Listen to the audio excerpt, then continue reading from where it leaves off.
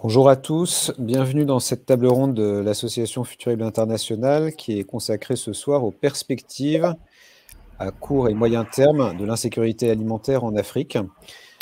Cette table ronde va être animée par Thierry Homel qui dirige pour l'association Futurible les activités consacrées à l'Afrique. Nous avons le plaisir aujourd'hui d'accueillir Ibrahima Attieh, Pierre Janin, Luc Vernet. Je laisserai Thierry les présenter tout à l'heure. Je vais juste rappeler à ceux qui rejoignent ces tables rondes pour la première fois les modalités de fonctionnement.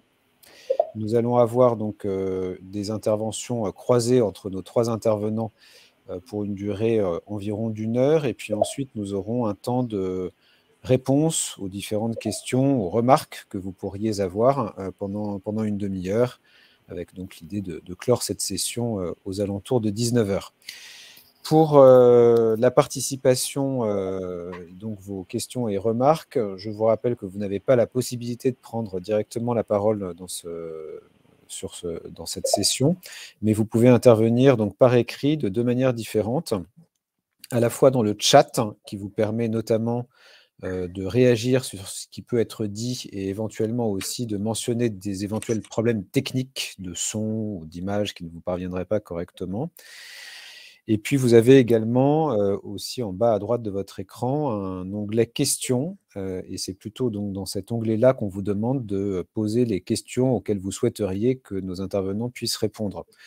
Merci de privilégier cet onglet-là pour poser vos questions. Et Thierry Homel ou moi-même, nous regarderons cet onglet-là pour reprendre vos questions donc, dans la dernière partie de cette table ronde. Voilà. Dans cet onglet questions, vous avez aussi la possibilité de voter pour les questions qui sont posées par les autres participants, ce qui nous permet donc de hiérarchiser les questions, car souvent on n'a pas le temps nécessairement de toutes les prendre.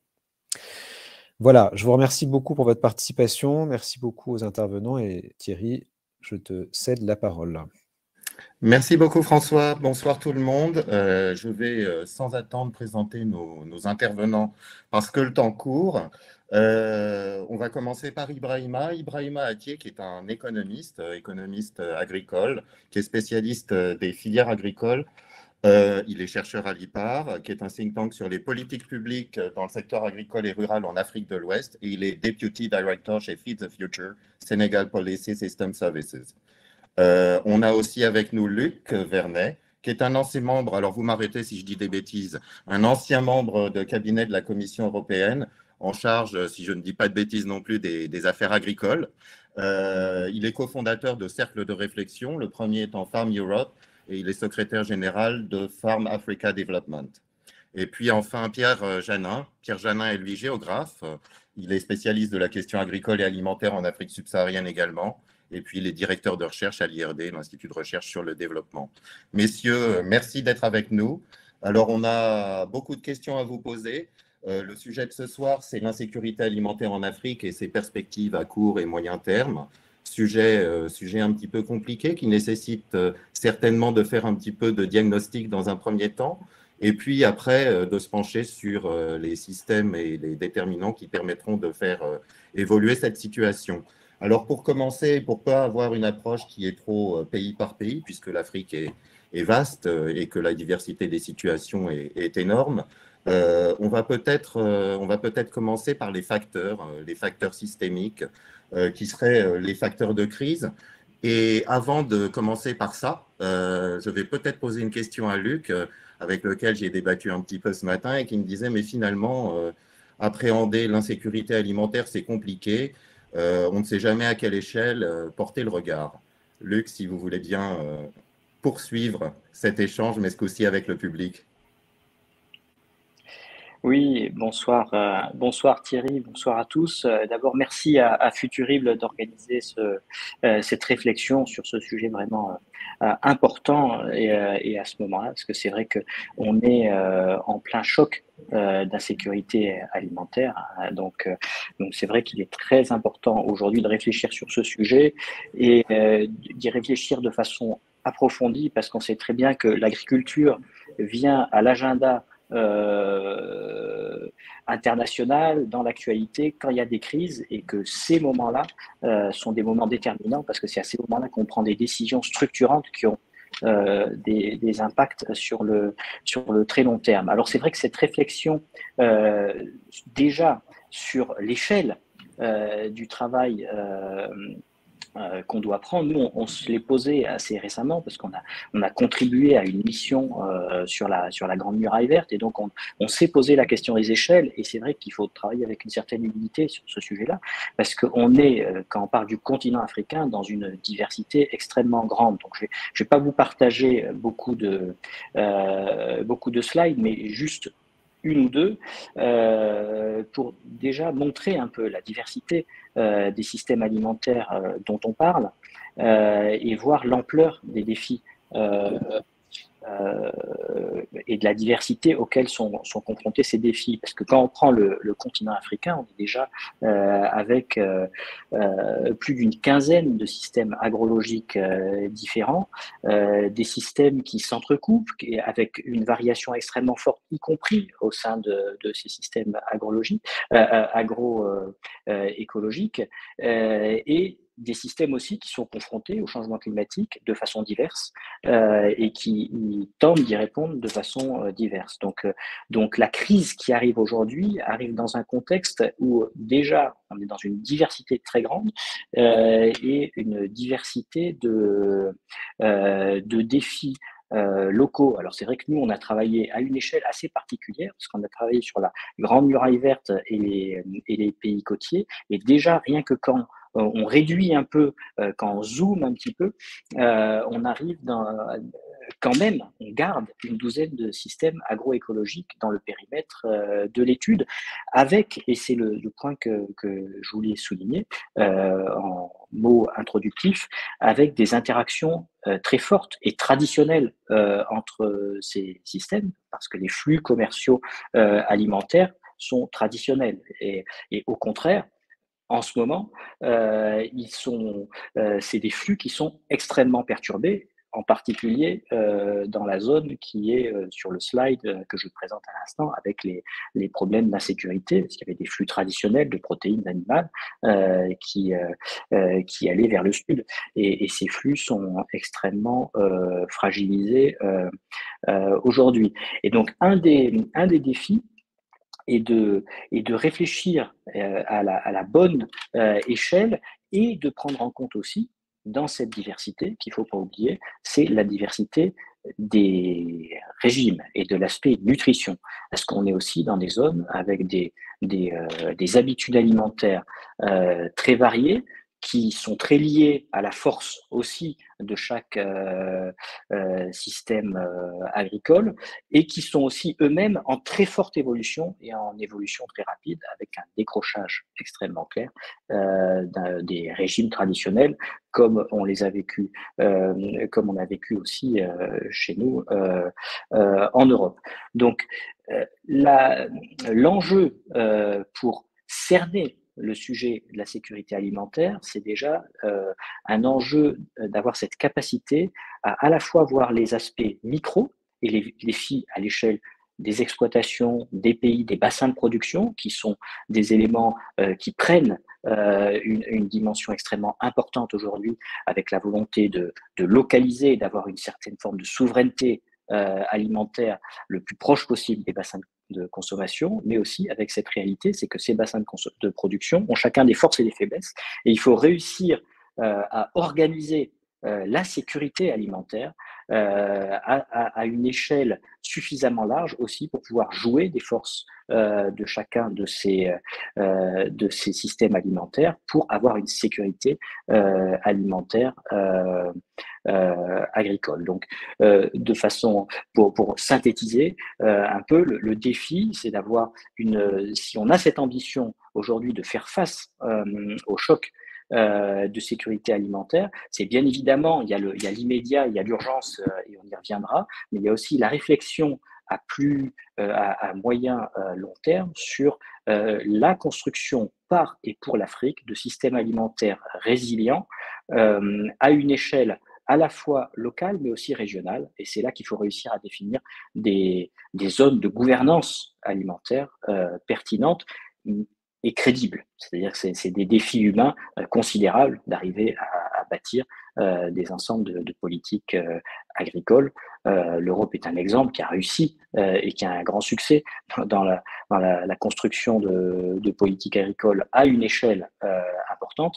L'enjeu, c'est de trouver l'échelle pertinente. Donc, pour revenir à votre intitulé, effectivement, quand on voit la diversité des systèmes agricoles en Afrique et la dimension du continent, c'est certainement pas à cette échelle-là qu'on peut construire et traduire des politiques de résilience, mais effectivement, à les zones de grands bassins supranationaux, réussir à construire cette sécurité et cette souveraineté alimentaire le plus vite possible pour faire face non seulement au choc et suivre non seulement les évolutions des attentes des consommateurs et de consommation, mais aussi donc non seulement les attentes des consommateurs, mais aussi l'évolution exponentielle de la démographie dans la zone qui est un défi majeur. Merci beaucoup, Luc.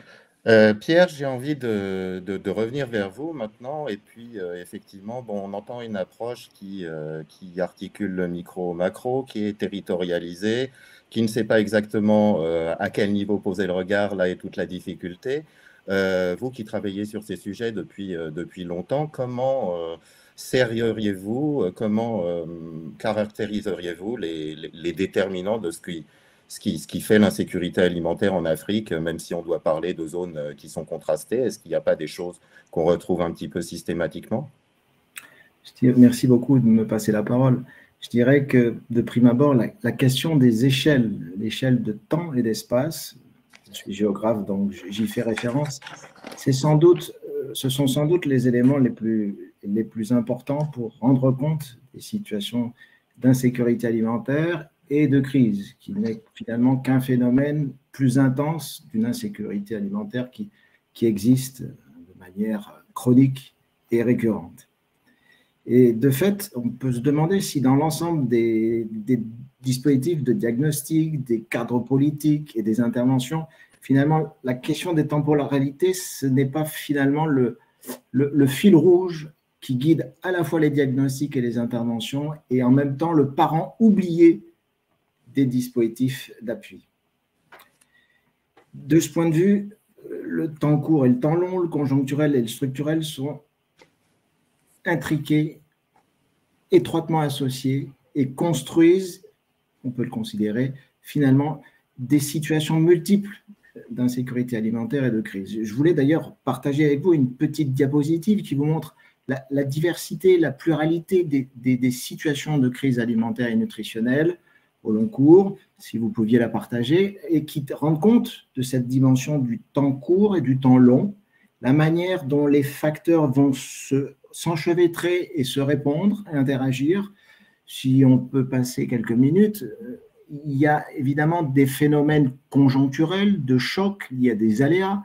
Ça peut être des invasions de criquets, ça peut être des inondations, ça peut être un phénomène saisonnier de sécheresse qui donne un premier type, un premier visage de situation de crise alimentaire très conjoncturelle, qui sont caractérisées par des ruptures momentanées, saisonniers, temporaires, dont certains ne sont pas spécifiques à l'Afrique de l'Ouest, bien entendu, autour de la sécheresse, mais également en Afrique de l'Est, les attaques de criquets comme le présente. Donc on a des crises de l'offre qui sont très souvent liées à des facteurs conjoncturels. Et puis, on a, lorsqu'on quitte ce temps très court des situations d'insécurité et de crise, on est finalement dans des situations où on est dans des péjorations tendancielles de situations, des formes d'appauvrissement, des formes de dégradation du côté des stocks, du côté des ressources productives, du côté de l'épargne, du côté finalement de la dégradation saisonnière des prix. Donc, progressivement, on voit émerger aussi et se reconfigurer des types de crises qui sont des crises d'un temps plus long et qu'on pourrait considérer être comme des crises de péjoration et de dégradation des moyens d'existence. Alors, c'est souvent dans ces situations d'entre-deux où des individus, des familles, des communautés, des groupes sociaux sont à la marge de situations d'insécurité alimentaire et peuvent très facilement, avec quelques événements dévastateurs, quelques chocs, basculer dans une situation plus grave et donc des problèmes d'insécurité aggravés. Et puis enfin, et ce sont les temps d'aujourd'hui qui nous interpellent, lorsqu'on voit le caractère complexe des situations de crise récentes, on vient de traverser 2 épisodes depuis 2020 à 2022, une crise de la demande sur fond de mesures de restriction des mobilités liées aux effets sanitaires de la Covid-19 qui a progressivement désorganisé les chaînes de production et d'approvisionnement alimentaire, engendrant donc une crise qui est une crise quasiment intriquée au cœur du système alimentaire tel qu'il fonctionne. Je fais référence à ce qui concerne un système alimentaire très ouvert et tendant à une globalisation alimentaire. Et puis on a plus récemment également une New Variant Crisis, finalement un nouveau faciès, nouveau visage d'une crise alimentaire, elle-même systémique, inscrite au cœur des systèmes et générant des effets depuis des phénomènes importés dans des contextes africains, avec là pour le coup des effets d'interaction entre des ruptures d'exportation telles que le blé et le riz, ce qui est le cas pour la Russie et l'Ukraine, mais on a vu par exemple que l'Inde avait suspendu ses exportations, donc on a des effets importés. Et puis également, ce qu'on observe, c'est que ces effets de rupture peuvent également être liés à des contagions entre ce sous-système, la question de l'énergie qui vient parasiter les approvisionnements et préfigurant la reconstruction de crise pour demain, puisque donc les difficultés pour accéder à des intrants en Afrique, notamment dans les systèmes intensifs, par exemple hydro-rizicoles, va évidemment engendrer des risques potentiels d'insécurité alimentaire future. Et donc, le pire n'est pas certain, mais peut-être que l'année 2023 sera sans doute, du point de vue de la capacité à accéder au marché et à se nourrir pour des ménages ruraux et urbains africains, sera sans doute plus dégradée que n'est la situation actuellement en 2022. Donc, vous voyez, des crises qui ne se substituent pas les unes aux autres, qui peuvent être également associées dans le même temps, sur le même espace, et qui donnent finalement une difficulté pour hiérarchiser les priorités, identifier ce qu'il convient de faire par rapport à telle zone, tel espace, telle région, par rapport à telle clientèle, et qui présente un coût peut-être immédiat élevé, mais qui est porteur de transformation pour le long terme. Donc, on comprendra qu'en période de crise, et choisir entre le pire et le meilleur, c'est se confronter finalement à des dilemmes et quelque part à rappeler que la question de la gouvernance des risques et des crises est évidemment une des clés de lecture et des interventions pour transformer les futurs agricoles des systèmes alimentaires africains. Voilà, je voulais, avec cette entrée vers une lecture de la complexité de la sécurité alimentaire, de l'insécurité alimentaire et donc des crises, vous inciter à prendre en compte la pluralité des paramètres, d'échelle de temps et d'espace, économique, agro-environnemental, les questions économiques également d'accès et les aspects nutritionnels que nous n'aurons pas le temps de présenter ni de traiter. Merci beaucoup Pierre pour cette présentation complète. J'ai envie de demander à Ibrahima s'il veut réagir. On a échangé également et vous parliez de phénomènes. Donc Pierre les a évoqués, effectivement des phénomènes de crise récente qui, dans la région ouest africaine, sont en plus doublés par un autre phénomène qui est celui de l'insécurité qui déstabilise les bassins de production et la circulation des produits. Ibrahima, vous avez des choses à nous dire sur ces différents éléments, ces facteurs de crise? Oui, merci Thierry. La question de l'insécurité alimentaire, comme l'a indiqué tout à l'heure Pierre, ne peut pas être comprise si on ne prend pas en compte le long terme. Dans cette perspective, il y a, disons, des drivers qui expliquent parfois pourquoi l'insécurité alimentaire persiste dans certaines zones et pas dans d'autres. Certains éléments fondamentaux qui ont été abordés concernent par exemple la crise climatique. On sait que dans la région sahélienne, depuis plusieurs années, les populations ont à faire face avec la péjoration du climat, mais avec le changement climatique sur le long terme, on pense aussi à la variabilité climatique. Et le problème principal, c'est qu'on a une intersection, une superposition du changement climatique, des conflits, mais aussi d'autres variables qui, dans le long terme, sont relativement importantes, notamment les variables démographiques, avec une augmentation de la population relativement forte, les variables aussi liées à l'urbanisation rapide. Donc, tous ces éléments ont tendance à influer sur ces questions d'insécurité alimentaire. Si nous prenons le cas du Sahel, nous savons qu'il y a près de 5 millions de personnes qui ont migré et qui ne peuvent plus utiliser leurs moyens d'existence habituels parce que du fait de l'insécurité, ces populations ont été obligées d'aller en ville, donc de perdre ces moyens d'existence et d'être supportées par les populations d'accueil.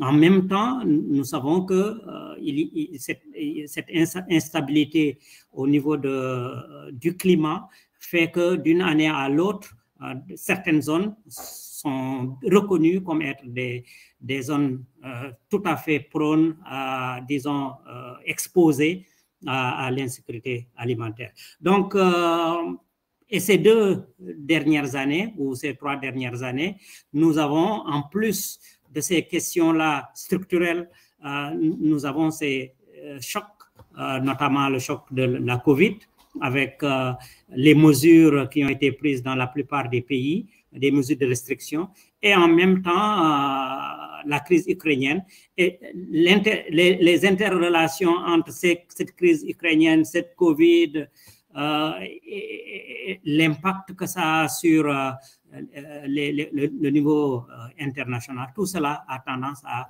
influer et à avoir des conséquences au niveau des différents pays de la sous-région. Évidemment, l'impact n'est pas le même selon qu'on soit, par exemple, un pays côtier ou bien un pays totalement sahélien, loin de la côte. Mais tout à l'heure, Pierre, je pense que c'était Pierre qui indiquait les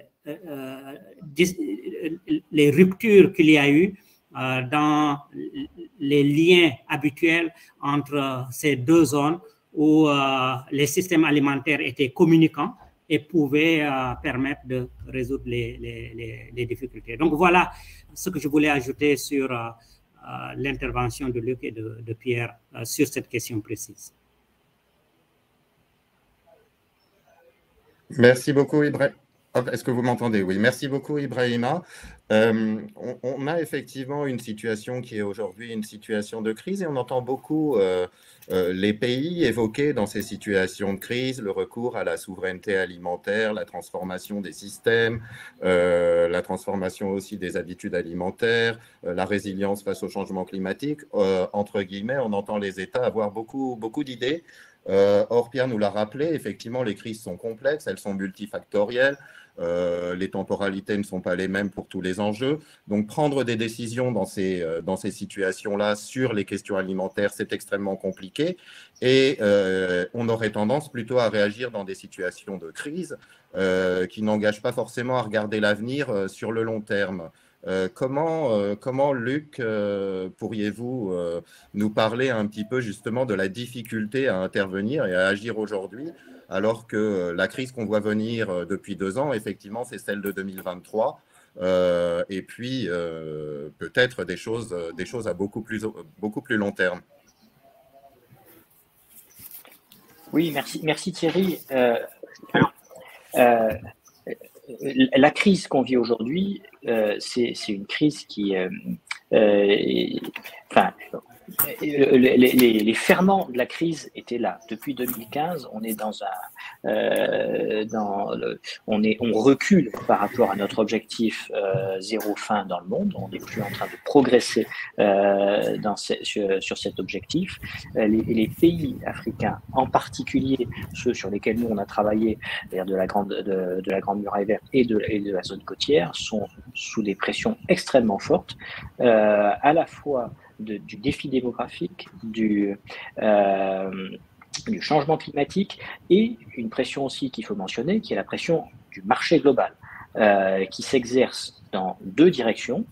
Une direction, c'est de la compétitivité très forte de production importée sur les aliments qui font l'objet des demandes du régime urbain en forte transformation, et inversement, une aspiration extrêmement forte des ressources sur lesquelles un certain nombre de pays africains ont parié, ont réussi à développer et ont réussi à engranger des succès. Et souvent, ces succès ne profitent pas à la sécurité alimentaire locale, mais à renforcer la sécurité alimentaire d'autres zones en Afrique. Donc, dans le monde, hors d'Afrique, je veux dire. Donc, ce qui est très important, c'est de voir que depuis 2015 aussi, malgré cette situation qui se dégrade, le sujet de la sécurité alimentaire ne revient sur le devant de la scène qu'aujourd'hui. Et ce n'est qu'à partir de février, le sommet UE-Afrique, par exemple, ici à Bruxelles, où je suis, où on a recommencé à parler d'alimentation et d'agriculture, alors qu'on ne parlait plus beaucoup de ça. On parlait d'autres sujets très importants, bien évidemment, comme l'éducation, la digitalisation, les transitions climatiques, énergétiques, etc. Mais l'agriculture n'était pas mentionnée comme une des priorités. Et ça se voit d'ailleurs dans les premières orientations qui avaient été prises pour ce qui est de l'Europe dans le FED, où il y a sans doute maintenant un rééquilibrage à faire pour reprioriser un certain nombre de sujets agricoles, et c'est en cours. Donc voilà. Mais pour répondre plus précisément à la question, ce qui est très important, et on l'a vu en 2007-2008 pendant les émeutes de la faim que Pierre a mentionné dans un de ses slides, un certain nombre de décisions avaient été prises très fortes qui ont donné une orientation structurelle en fait pour les 10 années qui ont suivi. Au niveau agricole. Et donc c'est vrai qu'aujourd'hui on est face à une crise terrible et avec une inquiétude forte sur l'année prochaine. On espère, et il faut tout mettre en œuvre pour la surmonter, notamment avec la question de l'accès aux intrants, mais pas que. On y reviendra sans doute tout à l'heure, mais il faut vraiment penser que les décisions qu'on prend aujourd'hui, parce que les systèmes alimentaires, on les transforme pas en 2 ou 3 ans. Il y a l'urgence, c'est ce que le programme alimentaire mondial peut faire, et là il faut que chaque zone du monde puisse y contribuer pour éteindre les incendies d'urgence alimentaire là où ils sont, mais pour l'investissement et le renforcement de la souveraineté alimentaire de la zone, ça passe par des mesures qui nécessairement sont du moyen-long terme. Et là, il faut vraiment penser de façon stratégique pour pas mettre les agriculteurs de la zone eux-mêmes dans des impasses, qui soient des impasses soit techniques ou des impasses aussi climatiques, parce que le défi climatique, le défi d'accès aux ressources, etc., n'a pas disparu. Donc il faut vraiment trouver ces équilibres et faire vraiment un peu de la dentelle pour que ça corresponde à la diversité des défis qu'on trouve dans la région. Merci Luc. Alors je vous entends parler de dentelle, mais qui va pouvoir faire de la dentelle ? Quels sont les acteurs qui sont susceptibles effectivement d'agir en situation de crise et d'avoir une vision de long terme ? Je vais peut-être me tourner vers Pierre. Alors, concernant les réponses au cœur des crises, les dispositifs humanitaires ont depuis déjà, on peut considérer une dizaine ou une quinzaine d'années, intégré cette dimension ternaire, le court, le moyen et le long terme. On retrouve ça dans beaucoup de cadres programmatiques, beaucoup de projets qui interviennent, ou au moins le revendiquent-ils, c'est-à-dire d'être en capacité de faire face aux urgences immédiates. de construire des adaptations sur un temps moyen et de préparer le long terme, d'où l'émergence et l'engouement sous forme quasiment de rhétorique de la résilience agricole, résilience alimentaire, résilience des systèmes. Lorsqu'on travaille pour désagréger ce qui est réellement mené au nom de la résilience, on s'aperçoit tout de même qu'il y a, dans la plupart des cas, il y a une distorsion entre les énoncés, le caractère incantatoire ou les invocations pour la résilience et la réalité des programmes et des actions qui sont menées. Puisque c'est en effet avoir à la fois une vision stratégique et être en capacité d'investir et de s'engager sur le long terme. Or, l'ensemble des dispositifs et des fonctionnements du développement agricole et de l'aide alimentaire s'inscrit plutôt dans des cycles temporels assez courts, de 1 à 3 ans maximum. Donc, vous voyez que ça contrevient avec l'idée de construire de nouvelles stratégies agricoles et alimentaires, à l'échelle des États notamment. Alors, de ce point de vue, c'est vrai que les deux coups de semonce, crise 2020-2021 et 2022-2023, c'est plutôt un élément agitateur, incubateur pour repenser des formes d'action autour de l'État, d'un État qui est de plus en plus réhabilité, qui aura sans doute un rôle plus régulateur important à conduire dans le cadre des situations de crise et post-crise. Et de ce point de vue, c'est sans doute un basculement complet, puisqu'on est passé depuis les années 80 d'un fonctionnement des systèmes alimentaires vers de plus en plus d'ouverture vers les marchés, une plus grande donc dépendance en cas d'approvisionnement extérieur, en cas d'importation, après avec évidemment des ressources financières importantes lorsqu'on est agro-exportateur. Et là, actuellement, on est en train de se dire il faut changer notre logiciel, il faut penser non plus intégration et globalisation alimentaire des marchés et génération de revenus pour tout l'ensemble des petits producteurs, mais il va falloir penser autrement, il va falloir inventer une forme de politique alimentaire souveraine et autonome à l'échelle des États et penser à d'autres manières de connecter les zones productrices et les zones de consommation pour une meilleure connexion et pour éviter de se retrouver dans des jeux d'échelle et dépendants de marchés internationaux et de contre-coups qui peuvent s'imposer. Donc, de ce point de vue, moi, je trouve la volonté de penser cette complexité et ouvrir vers des actions stratégiques étant en effet quelque chose de très positif. Mais évidemment, la difficulté, c'est de refaire l'inverse de ce qu'on a fait, c'est-à-dire d'affaiblir les États, de considérer qu'ils étaient dysfonctionnels, qu'ils étaient de mauvais gouvernants, qu'ils étaient corrompus. Et désormais, depuis une dizaine d'années, on s'aperçoit qu'il faut au contraire renforcer les capacités d'État, son rôle de régulateur, son rôle d'arbitre. Et donc ça prendra beaucoup de temps, en même temps que les situations de crise peuvent se répéter, se dupliquer, et elles sont souvent héritées et elles se reconfigurent à l'aune des événements conjoncturels. Donc la tâche en matière de gouvernance des risques, je l'ai déjà dit, et de gouvernance alimentaire est en effet très, très, très, très difficile à mener, je trouve, avec le discernement nécessaire, sans compter évidemment les investissements financiers importants pour reconstruire des politiques agricoles et alimentaires dignes de ce nom, qui ne doivent pas être que des catalogues ou des cadres programmatiques, puisque c'est malheureusement dans beaucoup de situations nationales, quand on regarde pour des pays africains, il y a sur le papier l'ensemble des dispositifs paraissent fonctionnels, et dans la réalité, la manière dont ils vont s'ancrer dans les contextes nationaux, régionaux et locaux, on s'aperçoit que souvent, les actions menées restent parfois en pointillé et embryonnaires.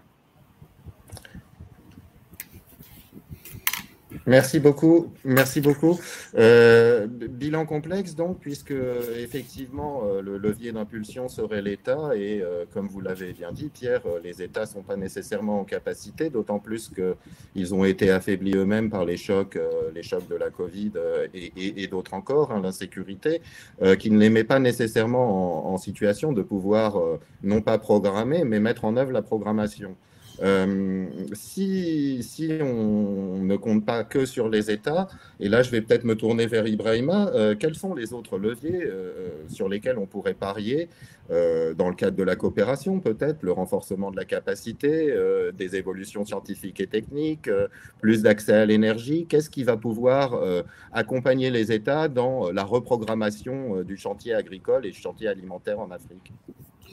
Merci beaucoup. Je pense que d'abord, il faut éviter de se concentrer seulement sur la politique agricole. Et si on veut aller vers la souveraineté alimentaire, mettre l'accent sur la politique alimentaire. Or, lorsqu'on parle de politique alimentaire, on est à un niveau qui fait intervenir plusieurs acteurs, plusieurs secteurs.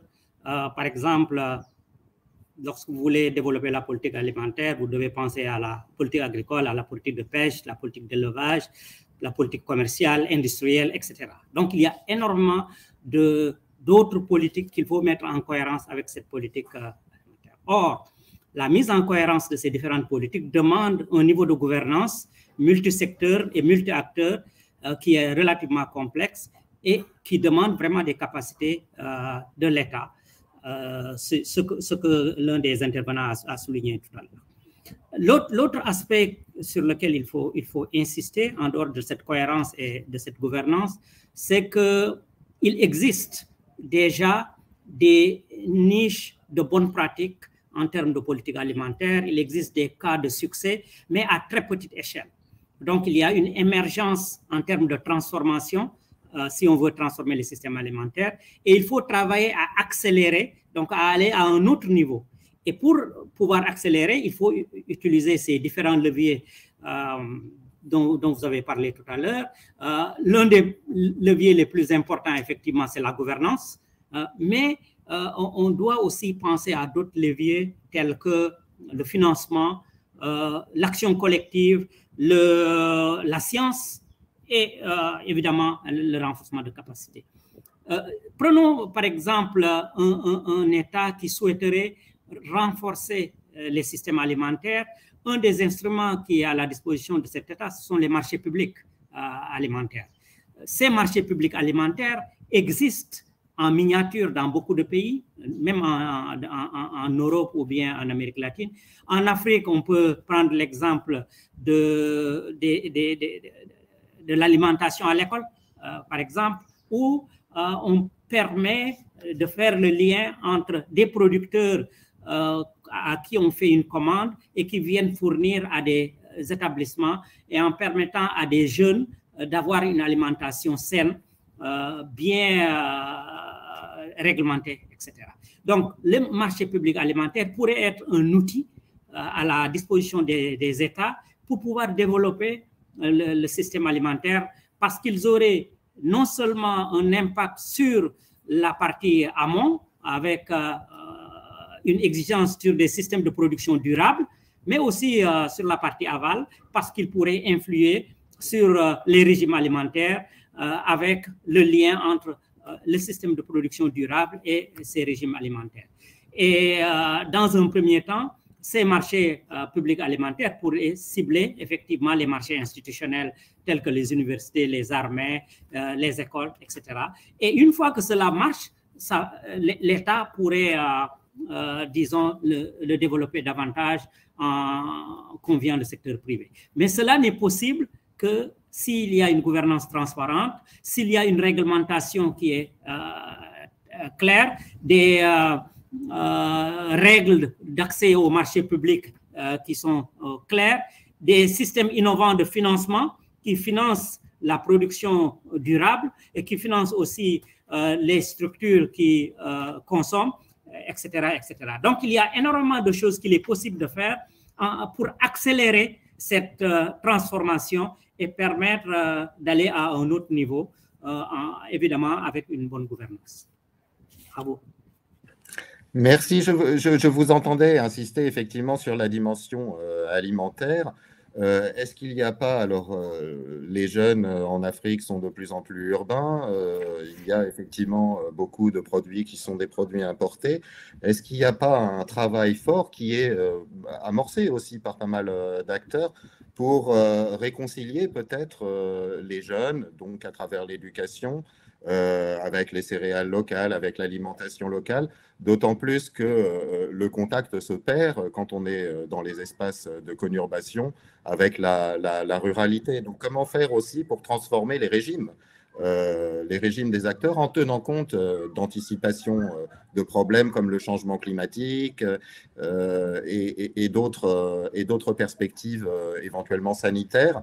Je pense au changement climatique parce qu'effectivement, on a peut-être intérêt à penser en Afrique la production de systèmes alimentaires pour ce qui est production animale, pas nécessairement basée sur ce qui va émettre le plus.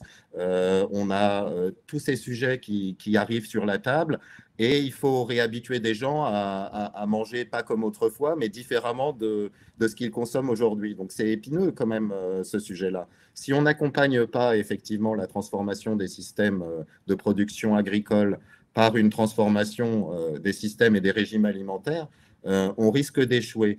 Et à ce niveau-là, est-ce que vous avez beaucoup d'exemples d'initiatives, que ce soit Luc, Ibrahima ou Pierre, hein?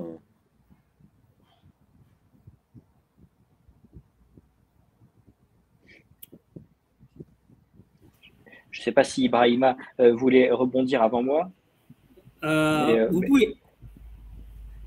Mais ce que je voulais dire deux choses peut-être, un sur ce sujet, mais aussi rebondir sur, mais ce sera en lien avec ce qu'avaient dit à la fois Ibrahima et Pierre précédemment, parce que l'enjeu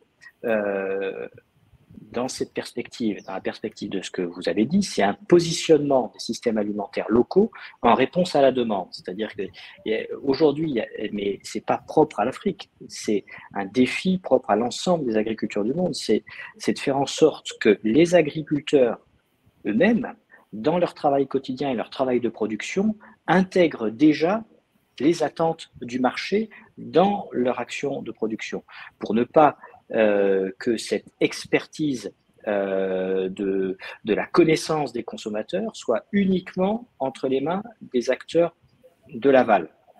Et ça, c'est un vrai défi. Et c'est un défi si et quand on arrive à le relever, qui est générateur de valeur et qui sécurise la valeur pour les agriculteurs. Parce qu'aujourd'hui, générer de la valeur, c'est être capable de répondre au plus près des attentes du marché. Et c'est vrai ce que vous dites, je pense aussi, et on le voit sur un certain nombre de produits, dans un certain nombre de produits, de pays, il y a des success stories, il y en a beaucoup, et il y a des exemples de filières qui se construisent dans des zones et qui répondent à ces demandes, parce qu'il y a aussi dans les populations jeunes que vous avez mentionnées une certaine fierté d'avoir des produits locaux aussi. Donc il faut réussir à construire là-dessus, mais je voulais soulever un point qu'il ne faut pas oublier non plus, c'est qu'en complément de ce qu'a dit Pierre, qui est très juste sur la gouvernance et le vrai défi au niveau national de la gouvernance, c'est ce lien entre les différentes échelles de la gouvernance. Il y a vraiment à construire une échelle locale, une échelle nationale, mais aussi une échelle supranationale, régionale, parce que la sécurité alimentaire locale se fait aussi par la construction d'interdépendances constructives en fonction de la force, mais aussi des faiblesses de chaque système alimentaire. Et dans la zone, on est dans des zones extrêmement contrastées. Et donc, il faut qu'il y ait des choix conscients qui soient faits pour construire sur les forces et construire ces dépendances, mais de façon relative et qu'elles soient toujours limitées pour permettre de faire face aux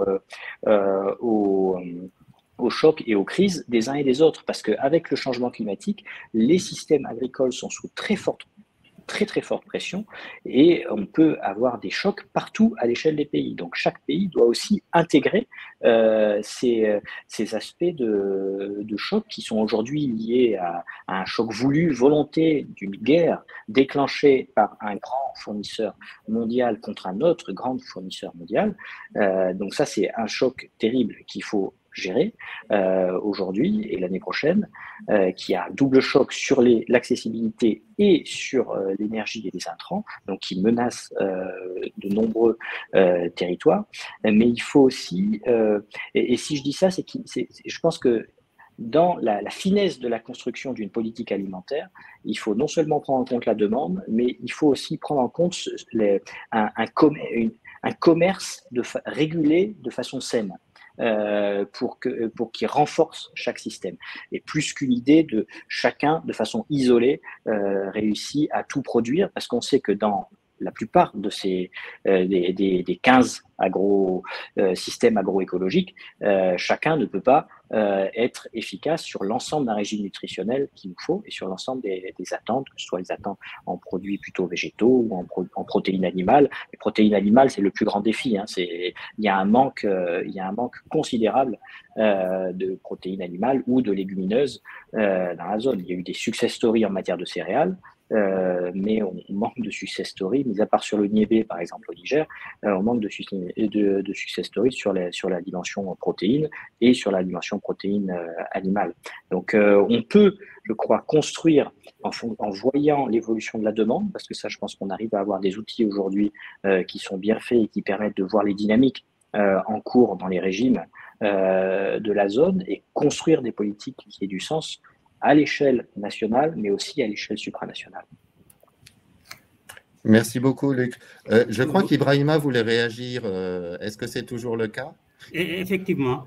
Je voulais juste ajouter que c'est important de comprendre que les régimes alimentaires ne vont pas changer s'il n'y a pas, disons, cet effort, cet appui, puisque les évolutions de ces régimes alimentaires ont été le fait aussi d'interventions externes et internes qui ont fait que, notamment pendant la colonisation, les normes sociales ont changé. Le fait que les pays s'urbanisent, on prend le modèle urbain comme étant le modèle phare. Si je prends le cas du Sénégal, le pain a conquis, le pain à base de blé a conquis le monde rural, alors qu'il était inconnu là-bas. Le riz a pratiquement conquis tout le pays, alors que le mil était l'aliment de base, etc., etc.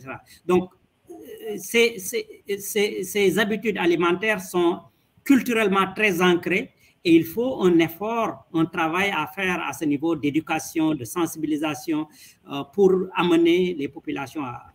L'autre aspect, c'est qu'il faut que aussi, en plus évidemment de l'action collective de la part des organisations paysannes et de la société civile, il faut que l'État aussi, dans ses choix, fasse des choix qui puissent accompagner ces transformations.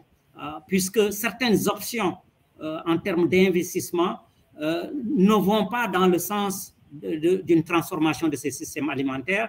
Lorsque, par exemple, on décide uniquement d'appuyer l'autosuffisance en riz dans la sous-région ouest africaine, alors qu'on sait que le riz, ce n'est qu'une petite portion de ce que les populations consomment, on est en train de canaliser des ressources importantes dans ce domaine-là, alors que on devait plutôt promouvoir la diversité, parce que c'est cette diversification aussi qui accroît la résilience de ces différents ménages. Donc, il est important à ce niveau-là qu'on réfléchisse aux obstacles à l'accélération de cette transformation.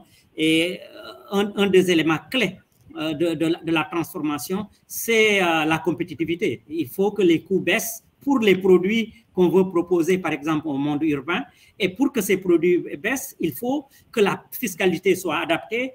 Dans nos pays, la plupart du temps, on voit que les produits qui sont importés ne sont pas soumis à une fiscalité, alors que les produits locaux sont frappés de TVA, etc. Donc, ces distorsions sont plutôt favorables à des systèmes qui dépendent plus de l'extérieur.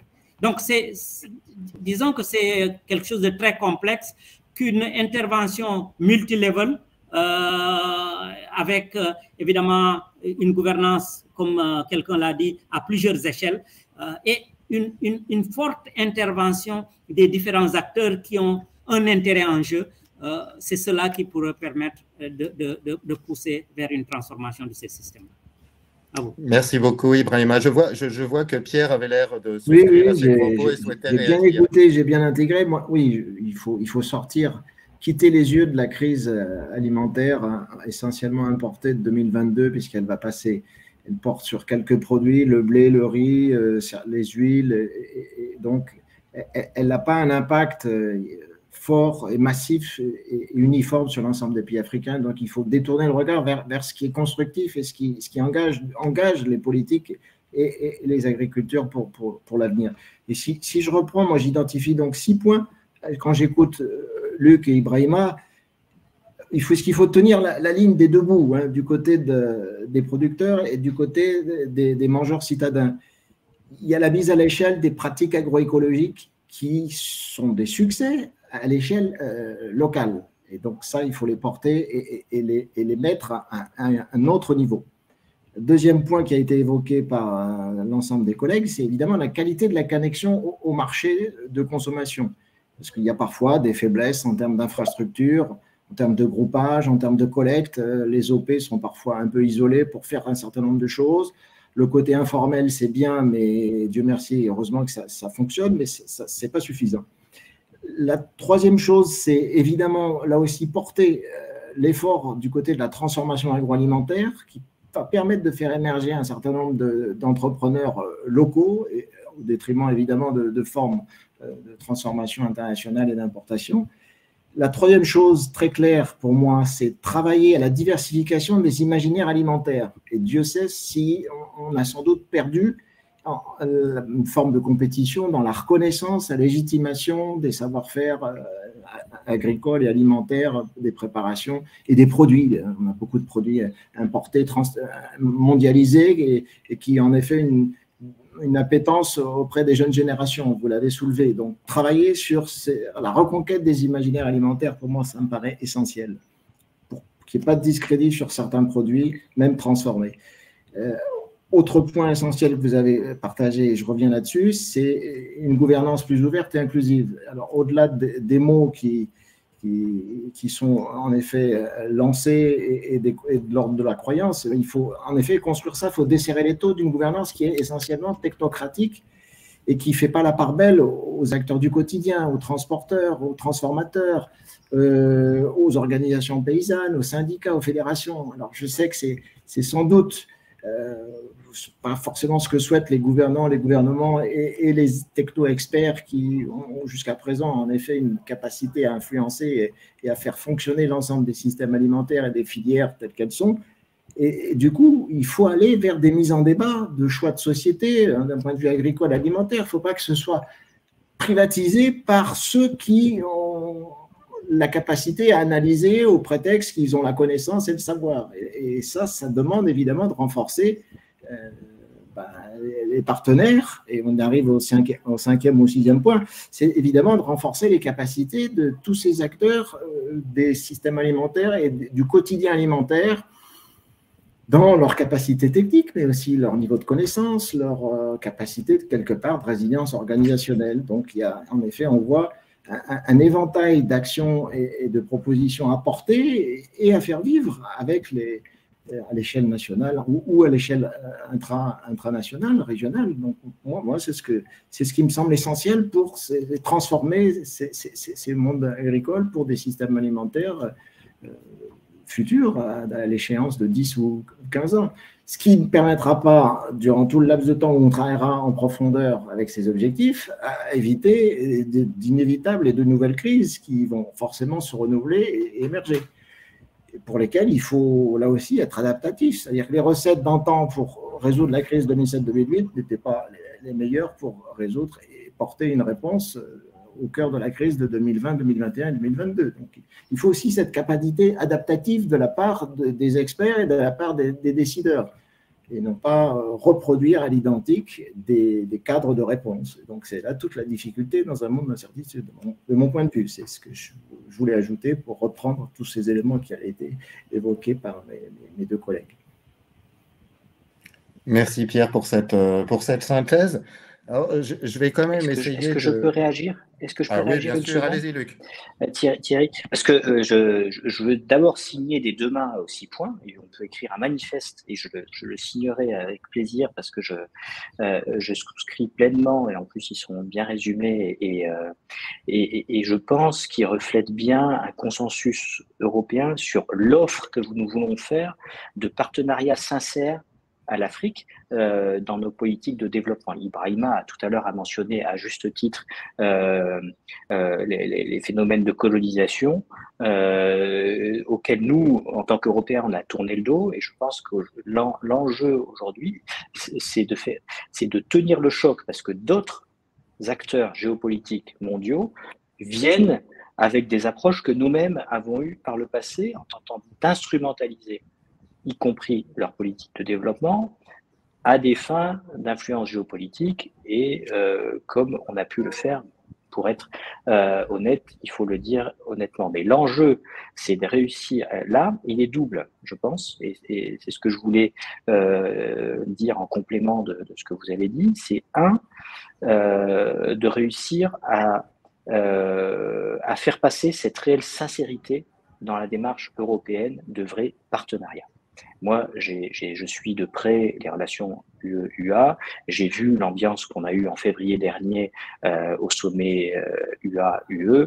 Les choses sont tendues entre l'Europe et l'Afrique et on n'a pas encore soldé notre passé et je dirais de notre côté, on peut dire notre passif.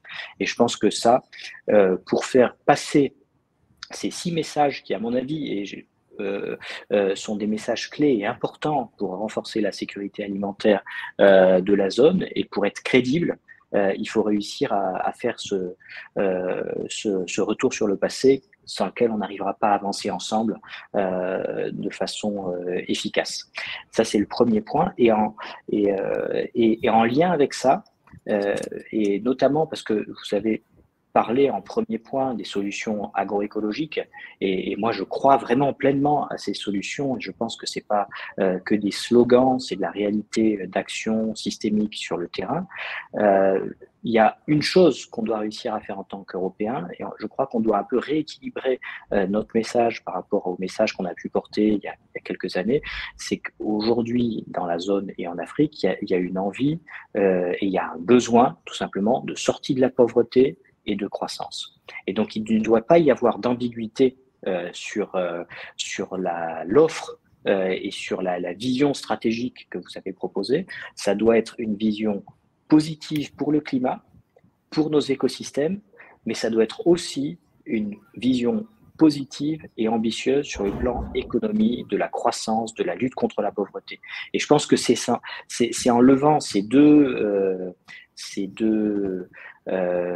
tabous, je dirais, un sur la crédibilité économique de l'offre européenne, parce que ça c'est des messages que nous on porte aussi en tant qu'Européens, et sur le vrai partenariat sincère que l'on veut construire. À mon avis, c'est des deux choses qui sont vraiment importantes dans cette crise aujourd'hui et dans le dialogue qu'on peut construire aujourd'hui à faire passer dans le message et dans les fonds aussi de développement qui sont alloués à cette occasion-là, que ce soit à l'échelle de l'Union européenne ou à l'échelle des pays, dans le cadre de Team Europe par exemple. Donc je pense que ça c'est vraiment un message politique important dans cette crise. Merci beaucoup Luc pour ce complément. Je vous entends et j'entends effectivement un espace de solution qui est tout à fait intéressant, des pratiques agroécologiques, de la transformation alimentaire, une diversification des régimes, la connexion au marché. Alors pour un certain nombre des points qui ont été soulevés par Pierre et que je rejoins par ailleurs, on a quand même un certain nombre de besoins, donc de besoins notamment d'infrastructures, de besoins d'accès à l'énergie. Or, les situations des différents États, qu'ils soient côtiers, qu'ils soient enclavés, ne sont pas du tout les mêmes. J'aimerais bien vous entendre là-dessus parce que ça rejoint la question de la stratification et du multi-échelle. Comment on peut penser des systèmes alimentaires et une sécurité alimentaire qui intègrent aussi les États qui sont plus dépourvus d'énergie, qui sont plus enclavés, qui sont moins connectés au marché? Je ne sais pas qui veut réagir à cette question. Je peux commencer. Allez-y, Ibrahima. Je pense qu'il est important qu'on revienne toujours à ce niveau de gouvernance, puisque d'abord, les politiques alimentaires vont être mises en œuvre par les États, donc par les gouvernements de ces différents pays. Si nous prenons l'Afrique de l'Ouest, le Sénégal, le Mali, le Nigeria, etc. Ce sont ces gouvernements qui vont le faire. Donc, à ce niveau, il faudrait que ces gouvernements réfléchissent au niveau national et au niveau local. Mais nous avons toujours montré qu'il était important de penser à une échelle géographique beaucoup plus importante pour voir les complémentarités. C'est à ce niveau que la CEDEAO devrait intervenir, donc la gouvernance au niveau régional, pour voir comment prendre en charge ces questions-là. Puisque s'il n'y a pas une cohérence entre les politiques régionales et les politiques nationales, nous ne pourrons pas aussi atteindre ce. Et le troisième élément, c'est le partenariat. C'est là où l'intervention de Luc me semble être intéressante, parce que l'Afrique a besoin de partenariat avec l'Europe, avec les autres partenaires aussi, en termes de sciences et de technologie, en termes d'appui financier et technique, etc., etc., en termes de renforcement de capacité. Donc, il y a de la place pour un partenariat entre l'Afrique et le reste du monde, et en particulier un partenaire historique qui est l'Europe. L'autre aspect qu'il faut prendre en compte, et vous l'avez dit, c'est que pour réussir tout ceci, il y a des investissements lourds qu'il faut faire. Vous avez parlé des infrastructures. On ne peut pas développer des chaînes de valeur sans qu'il y ait des routes pour que les espaces de production soient connectés au marché, là où il y a les populations qui demandent. Donc, il faut des routes, il faut des infrastructures ou des équipements aussi au niveau production et au niveau transformation. Mais au-delà de tout cela, il faut de l'énergie. Or, la question énergétique, elle est centrale. Les pays ne sont pas au même niveau. Aujourd'hui, avec les questions climatiques, il y a tout un débat pour qu'on décarbonise, pour qu'on quitte l'énergie fossile pour aller vers des énergies vertes. Et c'est à ce niveau qu'il faut aussi réfléchir en Afrique sur les différentes situations. Les pays n'ont pas les mêmes situations de départ.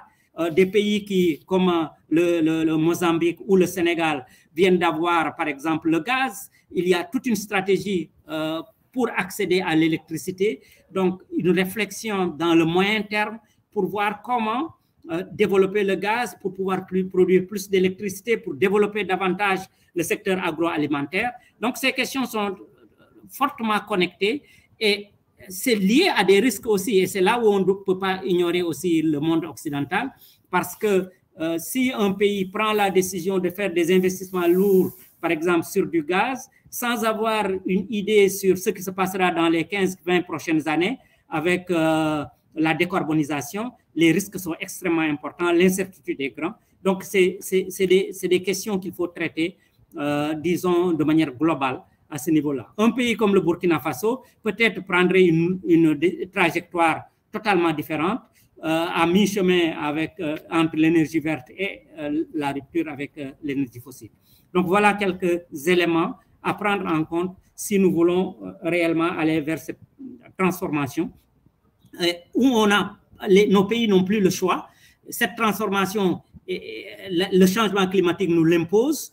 Les différentes crises auxquelles nous sommes confrontés nous les imposent. Il faut nécessairement qu'on y aille. Et pour y aller, il faut une stratégie claire de nos différents gouvernements. À vous. Merci beaucoup, Ibrahima. Le temps passe, mais je vais quand même me permettre de vous poser une dernière question, parce qu'effectivement, c'est quelque chose qu'on entend beaucoup.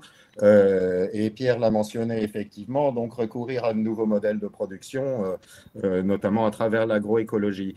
Alors, vous m'arrêtez si je dis des bêtises, mais c'est effectivement un modèle de production qui est tout à fait pertinent par rapport aux enjeux climatiques, mais qui nécessite plus de travail et qui nécessite des savoir-faire qui ne sont pas négligeables. Est-ce que dans ces domaines-là, justement, le renforcement des capacités, les aides scientifiques et techniques européennes, et là je vais m'adresser à Luc, à Pierre, jouent véritablement? Est-ce qu'on a des fonds financiers, des flux financiers qui sont à la mesure des questions et des défis? Je prends la parole avant Pierre. Donc non, mais merci tout à fait pour cette question. Et de façon préliminaire, je voudrais dire un des éléments importants, c'est de dire que ces solutions-là sont des solutions mobilisables, et quand on en parle, c'est pas de l'idéologie. C'est quelque chose c'est quelque chose de très concret, c'est pas et qui a fait l'objet qui a été avéré scientifiquement. Il y a des agronomes qui ont travaillé dessus et qui ont bien montré qu'il y avait un potentiel et un potentiel à court terme. Et notamment, il y a une dernière étude qui a été publiée il y a quelques temps, qui couvre 53 pays, donc vraiment extrêmement large, et qui montre bien que, par exemple, mais il y a d'autres approches systémiques, mais l'intégration d'une légumineuse dans les systèmes de production, adaptés à la zone, etc., par leur capacité à capter l'azote et à le stocker dans les sols, permet d'avoir un rebond de 43% de productivité pour la culture suivante et donc la céréale suivante le plus souvent. Et donc on voit que dans ces approches systémiques, non seulement en intégrant les légumineuses, on arrive à avoir non seulement un sursaut productif pour la céréale, qui est un enjeu majeur aussi de sécurité alimentaire, mais aussi une diversification des productions et des régimes. Et l'enjeu protéique est un enjeu majeur en termes nutritionnels. Le défi qu'on a aujourd'hui, c'est bien évidemment ce que vous avez mentionné, qui est le défi technique et d'accompagnement local. Donc, mais il faut s'assurer que les productions qu'on met en œuvre soient des productions qui répondent aussi à une demande. Donc il faut faire attention d'investir pas uniquement dans l'accompagnement technique, local, agricole, mais aussi bâtir des filières dans toute la profondeur du marché pour être certain de ne pas mettre les personnes avec lesquelles on travaille dans des impasses économiques au final. Et on sait qu'aujourd'hui, les légumineuses souffrent de marchés extrêmement variables, de diversité de productivité. Donc il y a un travail à faire dans le développement de semences adaptées, locales. Donc il y a tout un pan d'innovation extrêmement important sur ce volet-là, et aussi dans la transformation. Donc il y a vraiment toute une chaîne à faire. Et donc quand on parle d'agroécologie, c'est non seulement des pratiques agricoles, mais c'est vraiment dans toute la profondeur de la chaîne de valeur qu'il faut travailler. Alors est-ce que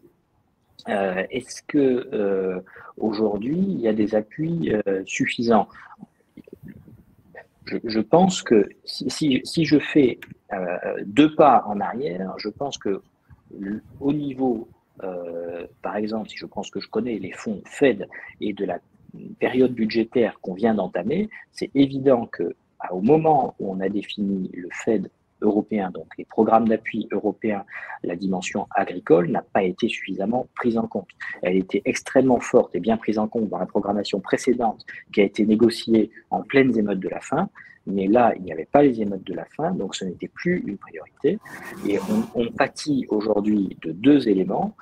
Un, le fait que c'était pas une priorité et donc les volumes budgétaires sont relativement réduits et donc on cherche des financements, et l'Union européenne a débloqué l'été dernier, si je me trompe pas, 650 millions d'euros en urgence pour avoir pour apporter des réponses, et notamment 350 millions pour cibler sur les approches systémiques. Mais le deuxième volet, c'est qu'aujourd'hui, on est dans des systèmes de dialogue qui se font à très haut niveau. C'est-à-dire que les grands chefs se parlent, mais on a donc au niveau des premiers ministres, des gouvernants, des chefs de gouvernement, mais on a perdu par rapport à ce qui pouvait se faire il y a quelques décennies, un dialogue plus structuré à l'échelon inférieur de gouvernance réellement agricole ou alimentaire.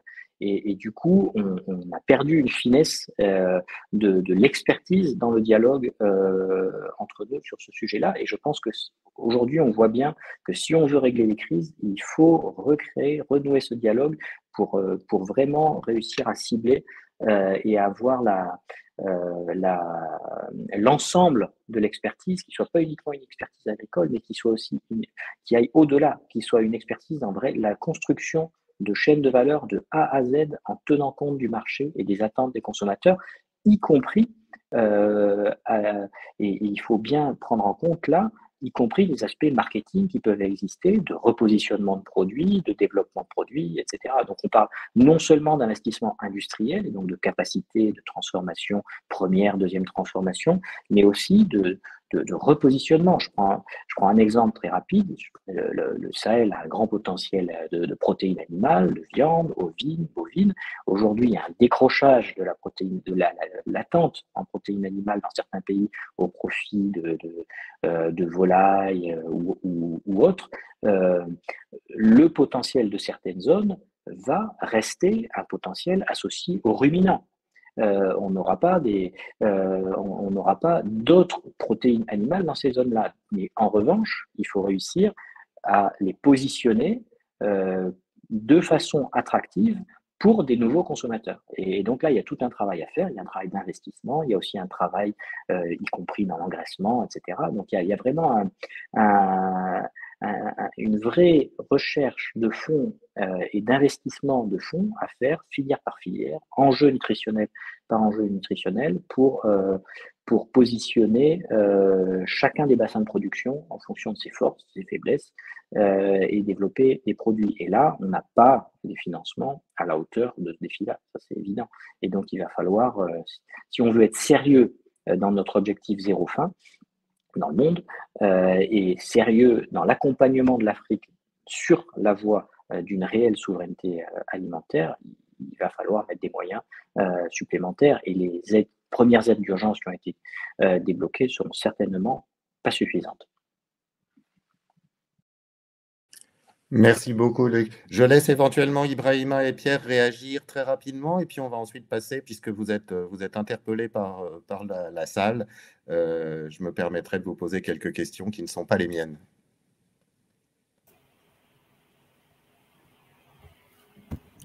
Pierre, allez-y.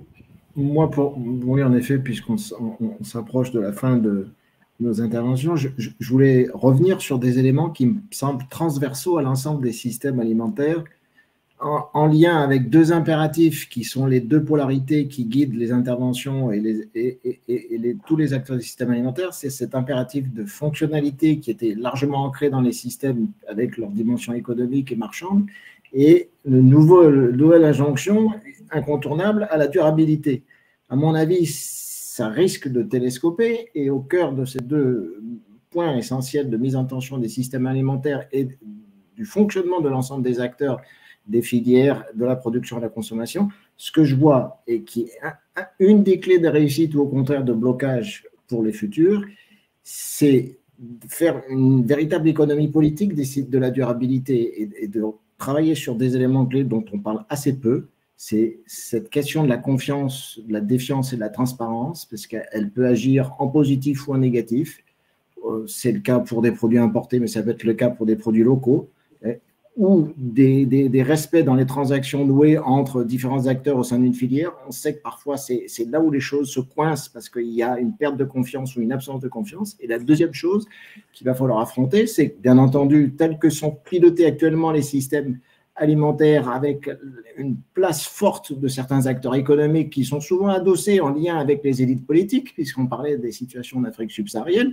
Donc, cette alliance de forme parfois oligopolistique entre peu de grands commerçants, importateurs et des gouvernants d'un point de vue politique, il va falloir aussi lutter contre cette hiérarchie politico-économique si on souhaite faire de la place pour d'autres acteurs qui sont plutôt des acteurs qui sont marginaux, périphériques et qui ne sont pas assez financés, qui n'ont pas assez de ressources, pas assez d'agencéité politique.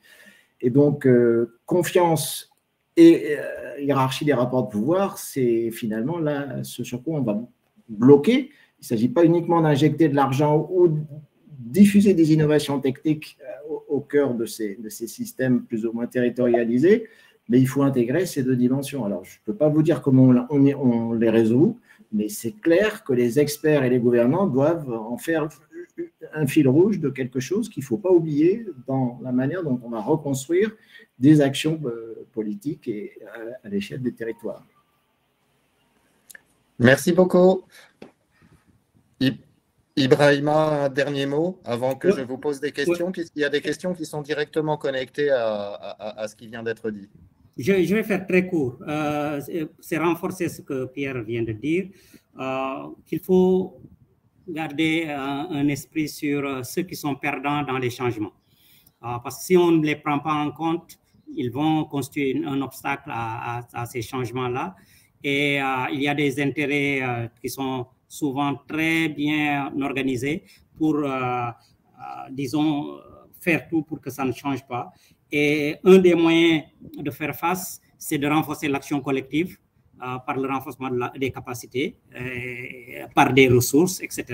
C'est aussi promouvoir une gouvernance multipartite, parce que s'il y a une gouvernance transparente et multipartite, ça peut aider à réduire le poids de ces lobbies et de ceux qui sont susceptibles de perdre dans les changements. À vous. Merci beaucoup, Ibrahima. Je vais prendre une série de questions puisqu'il y en a un certain nombre. Donc, la première renvoie, je pense, aux propos qui ont été amorcés par Pierre en début d'intervention, enfin en milieu d'intervention, et qui nous disait il va falloir quand même, on va peut-être vers un retour de l'État, de la programmation, de la gouvernance, etc. Et Madame Fatma Rostom nous demande si tout ceci est possible avec les règles actuelles du commerce international. Alors, question difficile.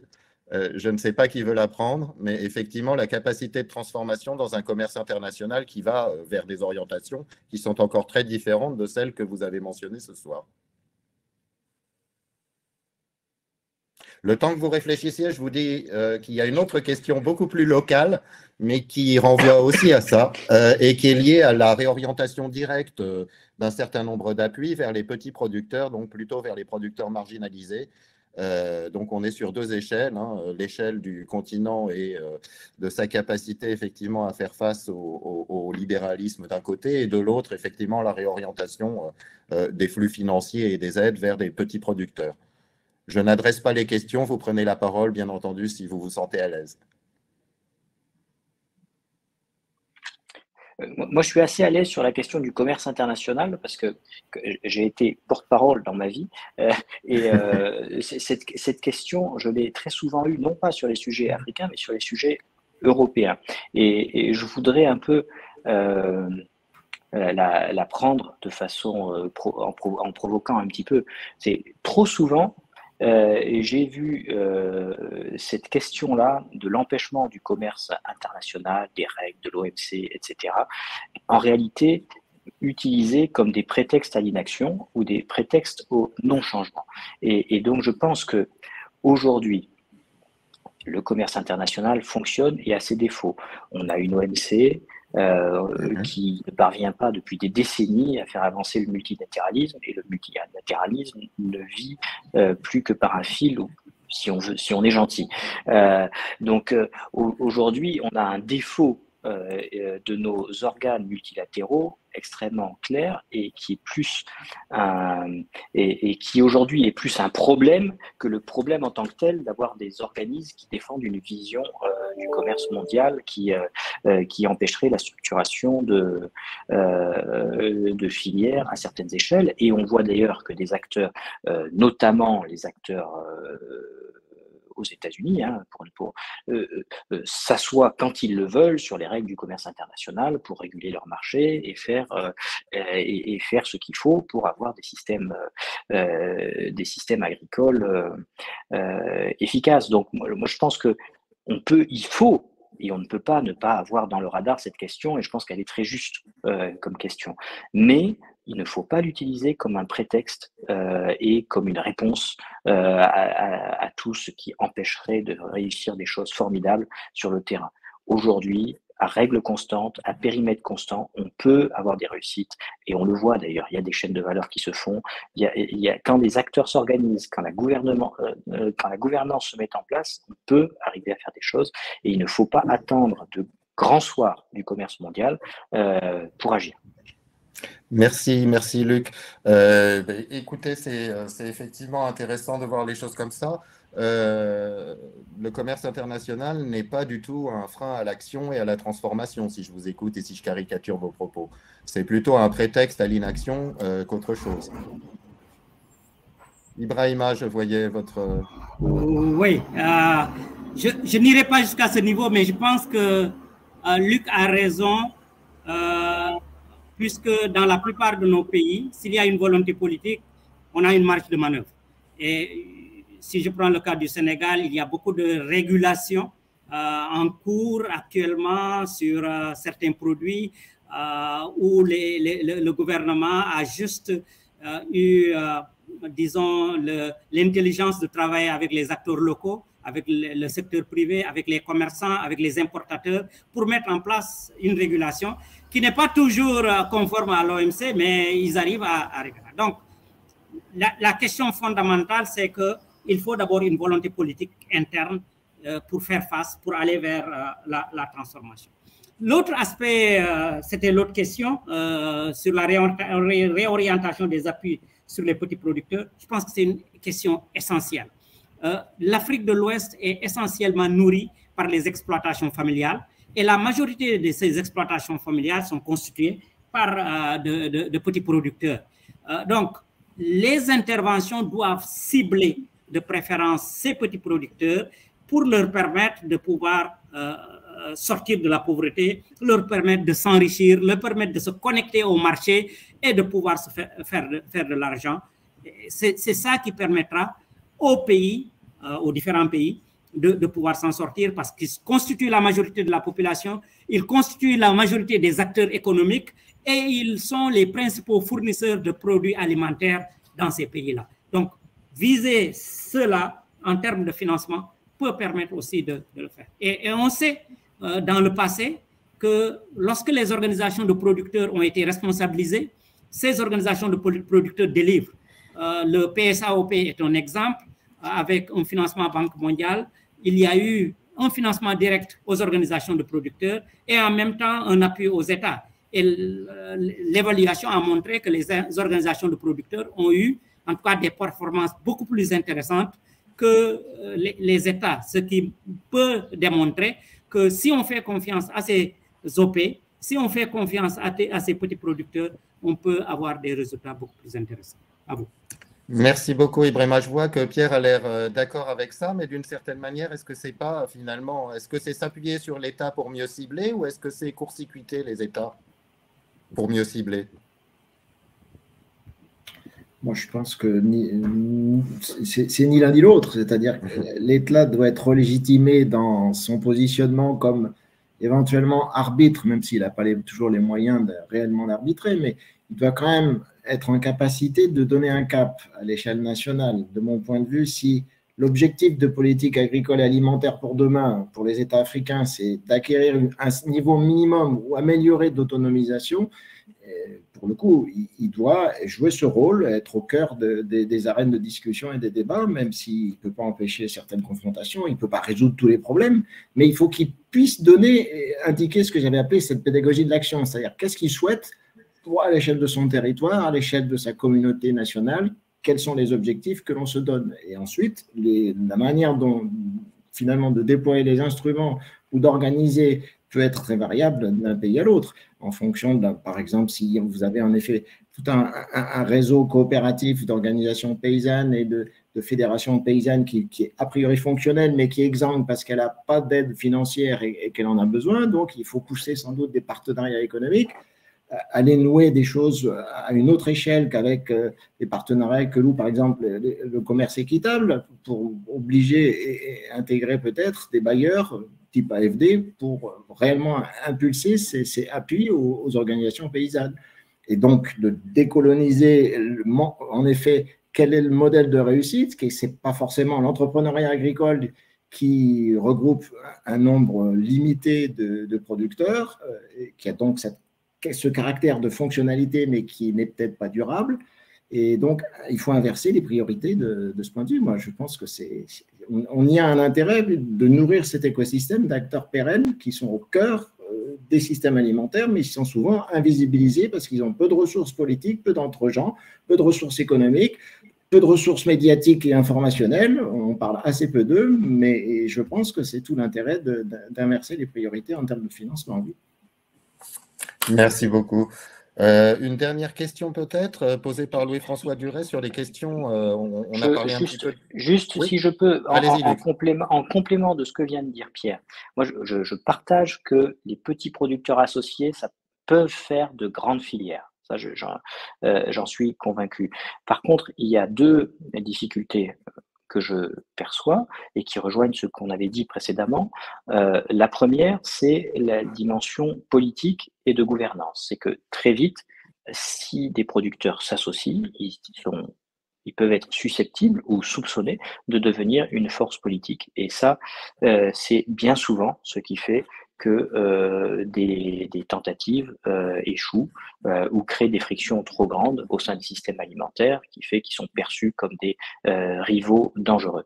Et malheureusement, je pense que beaucoup d'exemples peuvent être trouvés en la matière. Et donc ça, il faut vraiment piloter ces organisations pour qu'on réussisse à découpler un peu l'évolution politique et l'évolution structurelle du système alimentaire. Sinon, on ne sort pas de ce dilemme et on arrive très vite dans un point de blocage et on reste dans un état d'insécurité alimentaire pour des raisons liées à des enjeux politiques et non pas à des enjeux de sécurité alimentaire. Donc là, il y a un élément bien à identifier pour bien le gérer au cas par cas en fonction des situations de chaque pays, de chaque zone. Et le deuxième élément qui est un peu sous-jacent, et parfois je pense qu'il faut clarifier ce point, et c'est surtout pour ça que je voulais prendre la parole, c'est que ça ne veut pas dire, quand on dit petit producteur, et ce qu'a dit Brahima, ce qui était sous-jacent à ce qu'il a dit, c'est pas parce que c'est petit producteur qu'on sort de l'économie, de l'ambition, de la productivité. Et je pense qu'il faut réussir à récréer des filières, et donc c'est pour ça qu'il faut, et c'est un vrai défi d'organisation, d'investissement, de mettre vraiment des ressources pour enclencher des dynamiques positives, pour que ces petits producteurs associés soient dans un cadre économique de compétitivité pour avoir une offre de produits en marché intéressante. Et donc c'est pas, quand on dit petit producteur, c'est pas une vision voilà, non économique, totalement protégée. Il faut réussir, parce que sinon on n'y arrivera pas, parce que les forces sont telles qui s'exercent sur la production agricole, en particulier dans les pays africains, et en plus c'est la double peine pour les producteurs. Ah. On a une déconnexion manifestement. On va attendre. Oui. On semble l'avoir. Est-ce que je suis de retour? Oui, Ouais. vous êtes de retour. Ça y Voilà. Non, donc ce que je voulais dire, c'est juste pour terminer mon intervention, c'est vraiment qu'il faut réussir à avoir ce positionnement fin à la fois économique et politique et sur la longueur de la chaîne pour accompagner ces mouvements qui sont vraiment des mouvements prometteurs et générateurs de sécurité alimentaire. Voilà. Merci beaucoup, Luc, et on est content que vous soyez reconnectés pour la fin. Dernière petite question, qui n'est pas une petite question, et qui a trait à l'énergie, et qui nous dit qu'on a mentionné effectivement le lien entre agriculture, alimentation et énergie, et qui pose la question de savoir comment organiser la gouvernance de l'accès et de la distribution de l'énergie en Afrique, en lien avec les sujets que nous avons abordés.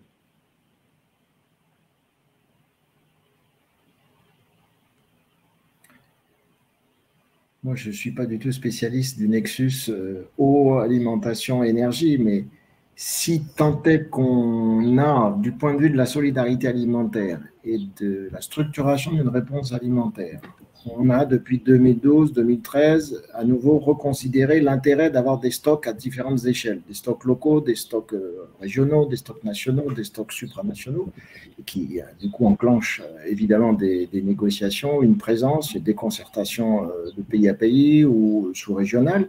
On pourrait imaginer que du point de vue de l'énergie, les besoins étant tels qu'il pourrait y avoir le même système de partage ou de circulation d'énergie dès lors qu'un pays a une force de réponse en énergie verte qui est plus constituée. Donc, il y a déjà des interconnexions en matière d'échange énergétique. Mais on pourrait penser que peut-être avec la promotion de grands programmes d'énergie solaire, ce qui est le cas au Burkina, on a financé un certain nombre avec succès, pour sortir complètement d'une production thermique qui est exsangue et qui ne répond pas du tout aux nombreuses sollicitations et à une explosion de la demande. Donc, moi, je pense qu'il faudrait dire, le supranational ou l'international, ce n'est pas un mot tabou. Hein. Je pense qu'il faut savoir l'utiliser à bon escient, même si en effet, mais ça fait partie de ce côté de structuration multi-échelle, multi-acteurs dont on parlait dès le début. Hein. De mon point de vue, si je peux y répondre, c'est sans être spécialiste des questions énergétiques, il n'y a pas de raison que la question de l'énergie ne soit pas traitée de la même manière que la question alimentaire.